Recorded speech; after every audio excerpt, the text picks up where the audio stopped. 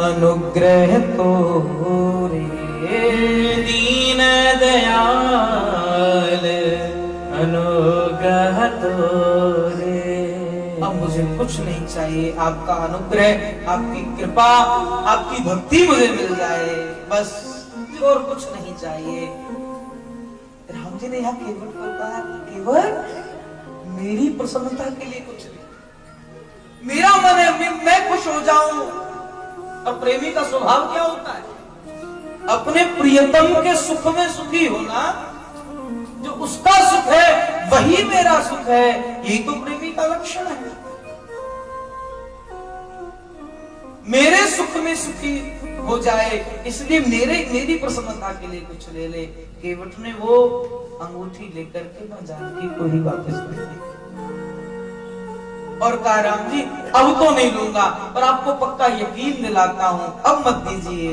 फिरती बार मोही जो कछु देवा, फिरती बार मोही जो कछु देवा, सो प्रसाद में सिर धर लेवा,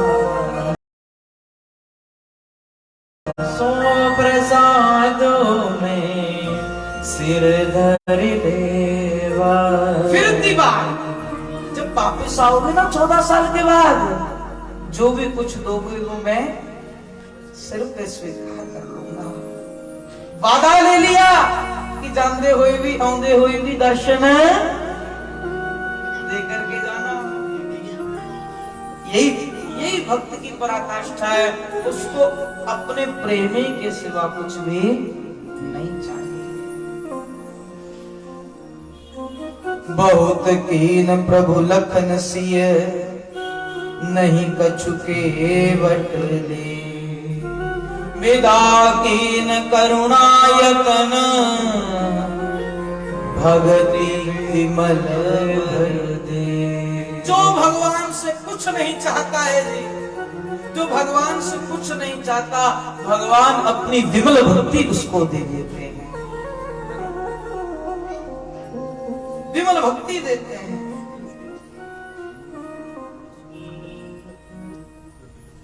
इसलिए आइए एक भजन गाते हैं। रोज माता कह रही है कि गा दो पंडित जी, शायद केवट के साथ मिलकर के ये बात आप भी कहिए।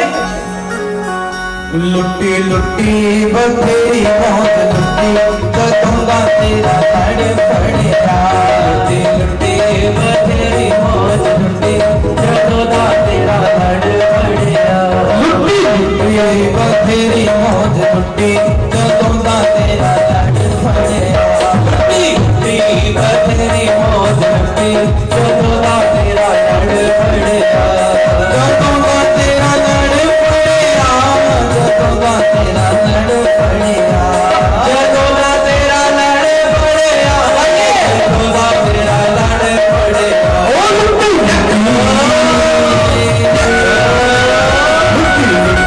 बथेरी मौत लुट्टी, जगोगा तेरा लड़ पड़ेगा, बथेरी मौत लुट्टी, जगोगा तेरा लड़ पड़ेगा।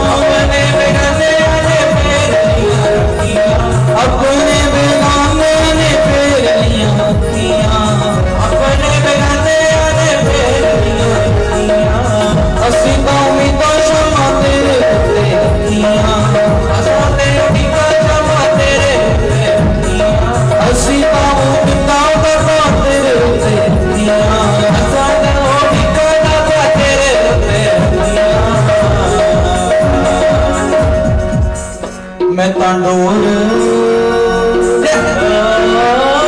डोर तेरे कुत्ते बथेरी मौज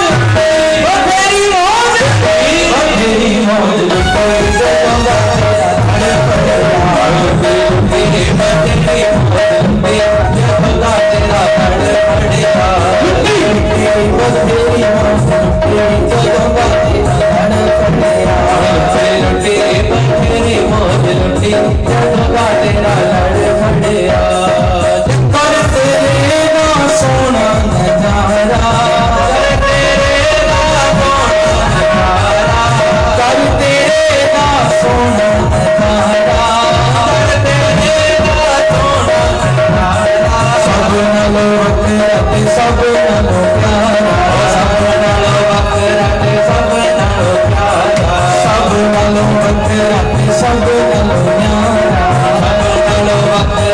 सब नालों न्यारा। सारी दुनिया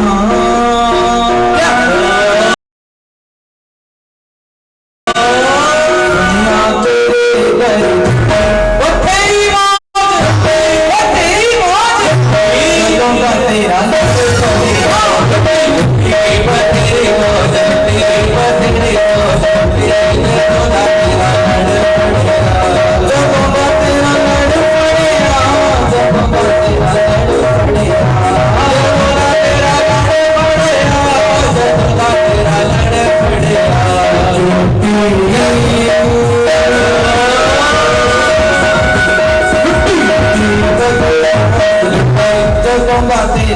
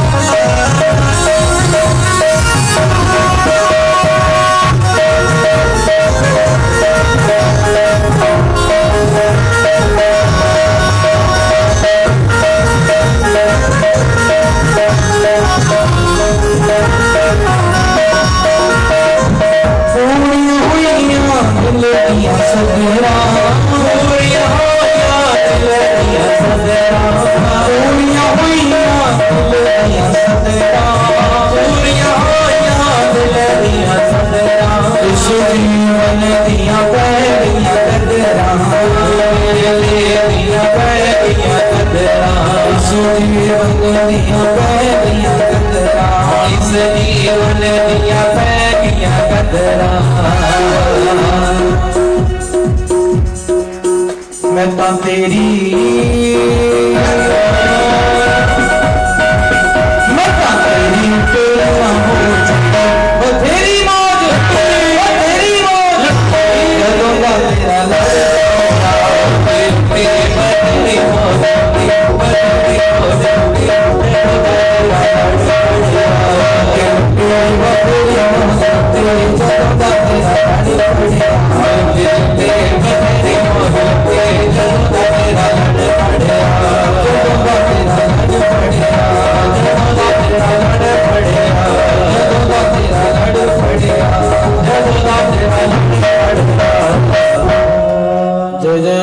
श्री सीताराम।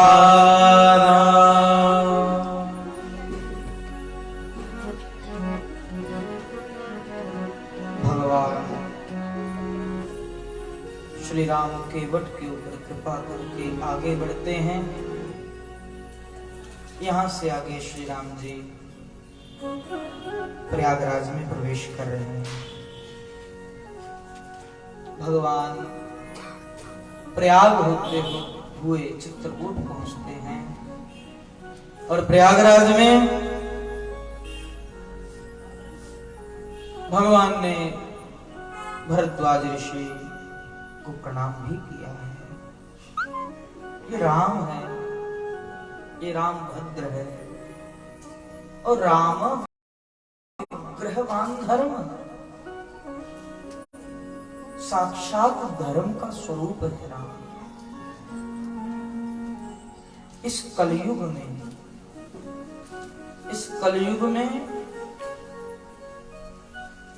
देखिए धर्म के 4 चरण हैं।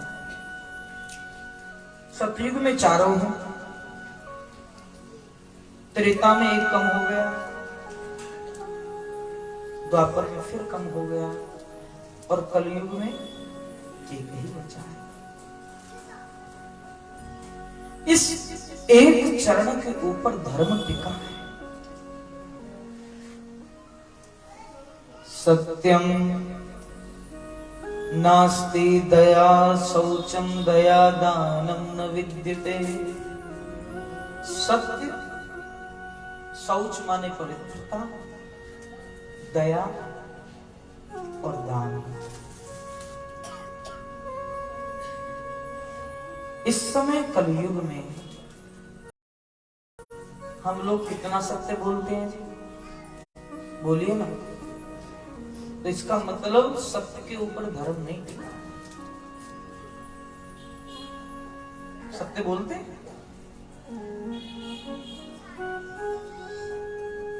बड़ा कर रहा काम है। वो तो एक हरिश्चंद्र ही हुआ था, उसके बाद तो शायद जिसने स्वप्न में अयोध्या दान कर दी, स्वप्न में की अयोध्या दान, उसको कहां तक लेगी आप सब जानते हैं। गौशाला वाली इसने कथा सुनी भागवत की, वहां पर अच्छे से मैंने वर्णन किया था। तो सत्य नहीं बचा। केवट के प्रसंग से सीखना है, इसलिए मैं इस बात को शेयर कर रहा हूं। सत्य नहीं बचा, फिर दया। दया की बात करें तो आप सबको पता है, आप सबको पता होना ही चाहिए, लोग और चीजों में रुचि अधिक रखते हैं। कोई भगवान नाम कथा होने लगे, वहां पर दया का स्वभाव खत्म हो जाता है। हमारी और नहीं तो क्या, हमारी जीवों के ऊपर ही दया नहीं है, लोग मांसाहार करते हैं। अगर दया का कण होता तो जब चुनाव आते हैं तो ये मांग होनी चाहिए ना कि मांसाहार भी बंद किया जाए। लोग स्वयं चाहते इसलिए नहीं बोलते, नहीं बोलते। तो तीसरी बात, शौच माने पवित्रता। पवित्रता कितनी बची है? पवित्रता के नाम पर लोग पता है क्या कहते हैं?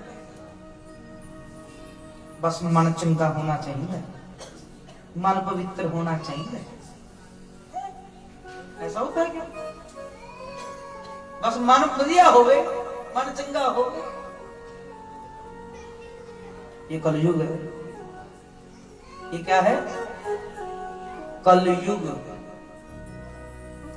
और कलयुग में मन पवित्र होना ही सबसे कठिन काम है। आप हाथ को पवित्र कर सकते हो जल्दी, पर मन को पवित्र करना, फिर भी आपका कहीं जाने बस मन चंगा होना चाहिए। जिसके भैया हाथ शुद्ध नहीं हो, उसका मन भी शुद्ध नहीं हो सकता। शुरुआत तो व्यवहारिक रूप से ही करनी पड़ेगी,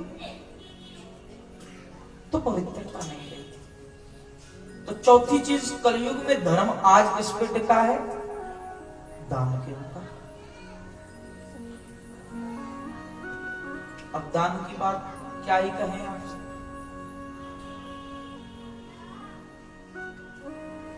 दान किस चीज का होता है? दान भी कई है। समय का दान है, जन का दान है, बल का दान है, धन का दान है। परंतु आज स्थिति यह है, लोग परोपकार नहीं कर रहे, निज उपकार कर रहे हैं। उसी के साथ संबंध रखना चाहते हैं जहां पर अपना काम बन रहा है। आज व्यक्ति स्वार्थी ज्यादा है ना, उसमें दान का तो कोई अता पता नहीं है। मुंह देख के टिक्का करते हैं लोग।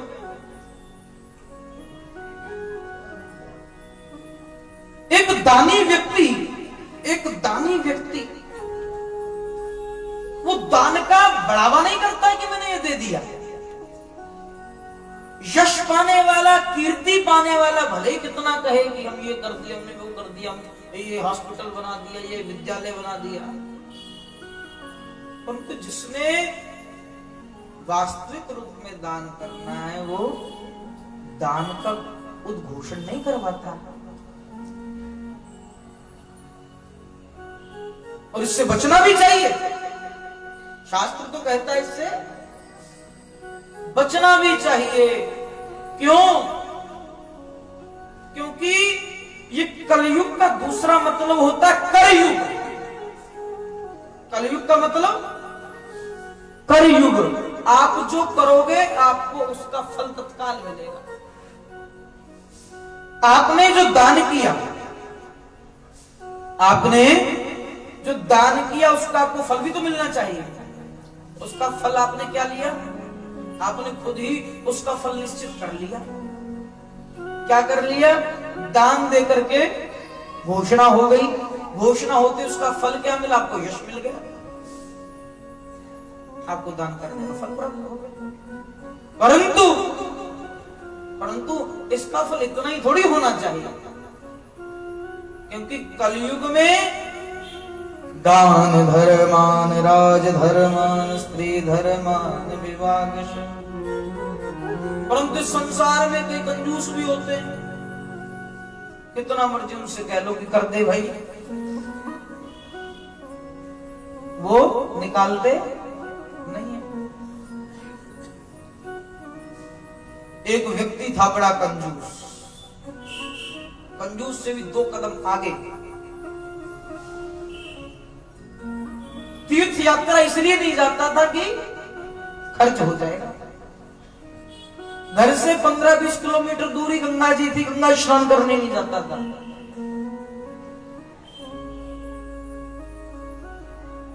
बड़ा लोभी था।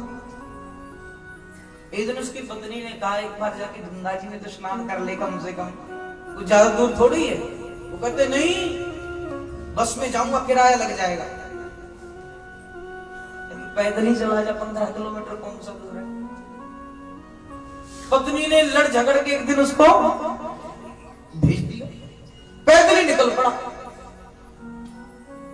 और ऐसा निकला गंगा जी के घाट पे किनारे पे पहुंच गया। हर की पौड़ी है, वहां देखा कि अगर यहां स्नान करके बाहर निकला तो पंडा पकड़ लेंगे, करो दान। मैं तो नहीं करता। उसने कहा यहां स्नान नहीं करूंगा, मुर्दा घाट पे चला गया। वहां किसी ने न आना न जाना, कभी समय आया तो कोई आता होगा। मुर्दा घाट पे जाके देखा यहां कोई नहीं है, यहां पे कोई नहीं है, यहीं स्नान करता हूं। इधर उधर देखा, अपना अंग वस्त्र उतार के रखा और तुरंत सोचा कि एक डुबकी लगा के अपने सारे देवताओं को, अपने पितरों को, सबको एक बार में मना लूंगा। तुरंत बाहर निकल गया। भगवान को लगा ये आज इससे निकलवा के हटूंगा, आज जरूर इससे। भगवान ने क्या किया, इधर तो वो गंगा जी में स्नान करने के लिए डुबकी लगाई, इधर भगवान पंडा बन के आ गया। जैसे ही बाहर निकला सामने देखा पंडा। ओहो, जैसे ही उसने देखा सामने पंडा, भगवान ने बोला जजमान की जय हो, जजमान की जय हो। और आज फंस गया। बाहर निकला और कहा हाँ जजमान संकल्प करो।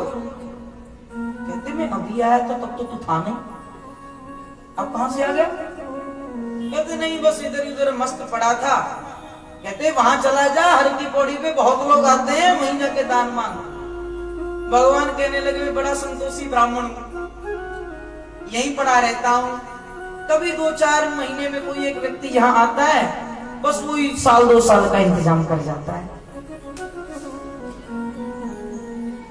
वो कहने लगा 1-2 साल, मेरे पास तो एक टाइम का भी नहीं है।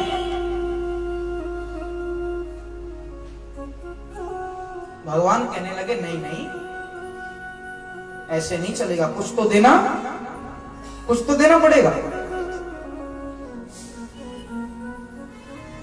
वो कहने लगा उधार चलेगा? इस समय तो मेरे पास उधार। हाँ जजमान उधार दो, कोई बात नहीं, बताओ कितने महीने का संकल्प करवाऊं? कि संकल्प नहीं, कोई महीनों का कोई दिनों का संकल्प नहीं, एक धेला। उस समय धेला चलता था, 1 पैसा, 1 पैसे का संकल्प ले लो उधार। वो भी दिया नहीं उस समय। ध्यान दीजिए, भगवान ने कहा ठीक है जैसी तेरी मर्जी। भगवान ने संकल्प करा दिया और 1 धेला दान का उसने संकल्प कर लिया। और दान मिले या ना मिले,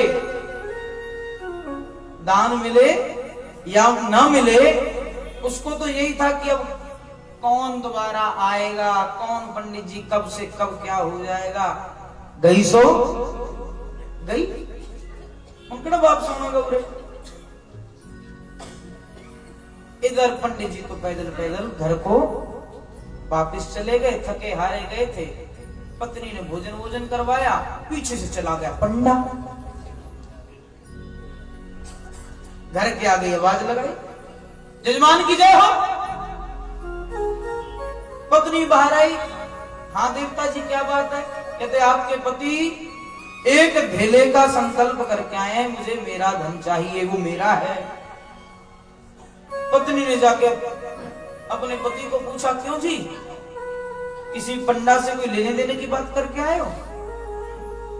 हाँ करके तो आया हूं, एक धेला। आ गए बाहर गेट पे, यहां गया। ओहो, उसको कह दो तबीयत खराब है, घर पे है ही नहीं। कहते ऐसे कैसे कह दो? कहते कह दो कि उनकी तबीयत ठीक नहीं है, वो यहाँ पर उपस्थित नहीं है, जब आएंगे तब दे देंगे। उसने पत्नी ने जाके यही बात कह दी, और ये बात जैसे ही कही, पंडा कहने लगा हमको ही कौन सा काम है, 2 दिन और बैठ जाते हैं, जब आ जाएंगे तब ले जाऊंगा। ये बात जाके उसने फिर बताई, अच्छा 2 दिन रहेगा तो 2 दिन खाएगा, बड़ी समस्या हो गई। उसने कहा तुम जाके पंडा कह दो कि पति तो मर गया, वो तो है ही नहीं, खत्म ही हो गया, पर दूंगा नहीं। ऐसे कैसे कह दो पति मर गया? कि मैं कह रहा हूं ना, मैं सांस चढ़ा करके बैठ जाऊंगा, बट लेट जाऊंगा, कोई चिंता नहीं, तू जाके कह दे। पत्नी ने जाके कहा कि पति तो गया। अरे मर गए? मुंडा कहने लगा अच्छा जजमान गया, एक धेला भी ले गया, एक धेले का तो संकल्प किया था, मर गया, कोई बात नहीं। अब देवी तू कहां इधर उधर गांव वालों को बुलाती फिरेगी? अब जजमान के यहाँ दुख आया है तो ब्राह्मण का कर्तव्य होता है कि 12 दिन तक आराम से मैं ही सब कुछ करूंगा, चिंता मत करना, टेंशन मत लो, मैं अभी पूरे गांव को बुला लाता हूं। भगवान जो पंडा के रूप में थे पूरे गांव को इकट्ठा कर लाए, और वो भी पक्का पड़ा है। लोग रोने लगे, चिल्लाने लगे, पत्नी रोने लगी। पत्नी तो इसलिए रो रही है कि मरा नहीं है। लोग कह रहे हैं ले जाओ जल्दी। अब कोई भी उसकी पत्नी की बात को सुनता, ये तेरा मोह है, ये तेरा मोह है जो तू उसको कह रही है कि मरा नहीं है, ये मर गया है। वो बांध के उसको ले जाने लगे, राम नाम सत्य शुरू हो गया। परंतु देखो कितना हठी है, जिद्दी है, फिर भी नहीं हटा, कितना जिद्दी है।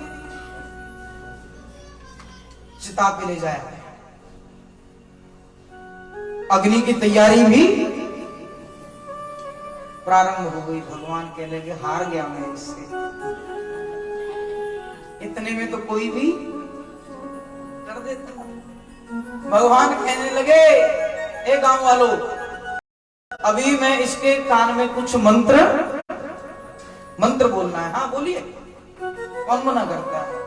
भगवान जो पंडा के रूप में थे जाके कान में बोलने लगे, आया हूं बैकुंठ से तुम हित नाता जोड़। मैं बैकुंठ से आया हूं। उसने जब कान में आवाज सुनी, साक्षात भगवान है। एकदम उसने आंख खोली, सामने देखा पंडा, फिर आंख बंद कर ली। ओहो, तू अगर पक्का है दान लेने में, मैं भी पक्का हूं, ना दूंगा, मैं नहीं दूंगा। कोई आग लगाए तो लगा दे, आज नहीं देना तो नहीं देना। भगवान कहने लगे मैं आया हूं वैकुंठ से तुम हित नाता जोड़। चिंता मत कर, वर मांग, तुझको मैं वरदान देना चाहता हूं, तू अगर कुछ मांगना चाहे तो मांग ले। वो सेठ जी जो चिता पर बैठे से कहने लगे, बस एक धेला दो छोड़,